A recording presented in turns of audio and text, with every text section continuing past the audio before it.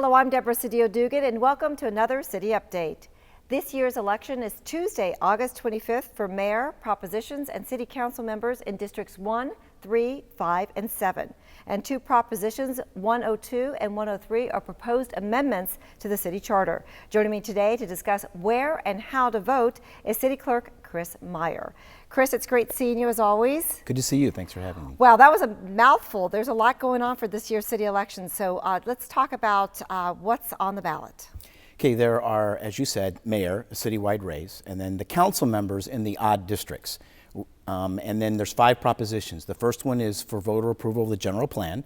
The second one is a alternate spending limitation that is put on the ballot every 4 years with the mayor. Then we have the 2 charter amendments that you mentioned. One is to allow the city to make electronic payments instead of having to do paper warrants. And the fourth one, second charter amendment, is another amendment to the pension system. And then the last proposition, which is on the back of the first page of the ballot, is the proposed transit measure, or a transit plan. Okay, lots to vote on. So let's talk about that ballot, because there is a lot of props and of course mayor and council, and the ballot's a little different this year. The ballot is different. Primarily, it's much longer this time. Long propositions and the full text of the charter amendments on the ballot makes it longer. It's actually 3 double-sided pages, which is far the longest we've ever had for a city election. But we made the voting fairly simple, as easily as we could.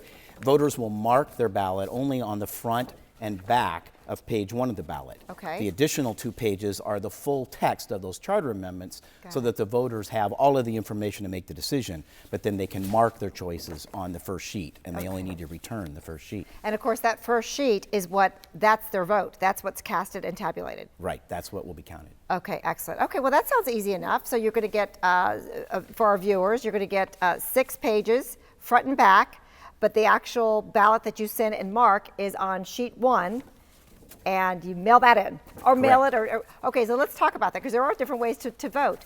This year we have 29 different voting centers, correct? That's correct. Okay, so, and 3 days of vote? 3 days to vote at the polls, Saturday, Monday, and Tuesday at the voting centers. As you said, there's 29, and voters can go to any of the 29. We don't do polling place elections where you have to go to one. We have voting centers, and any voter can go to any one of them. So you can go to whatever's close to work, close to home, close to the gym, school, wherever is convenient for you on any one of those 3 days. And then there's also, of course, early voting, which is very popular in city elections. Usually over 90% of the people who vote by mail. And you can do that. The ballots will go in the mail next week, or July 29th and 30th. Right. And voters should receive those on those days.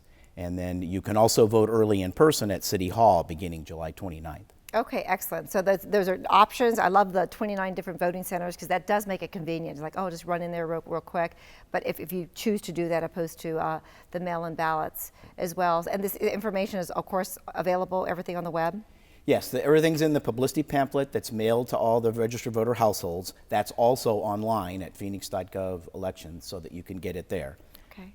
Now let's talk about the propositions and the candidates. All that information is on the phoenix.gov as well? All that information also is on the website, and it's in the information pamphlet, the publicity pamphlet that's mailed to all the voters, in the bright yellow book. It's very large this time.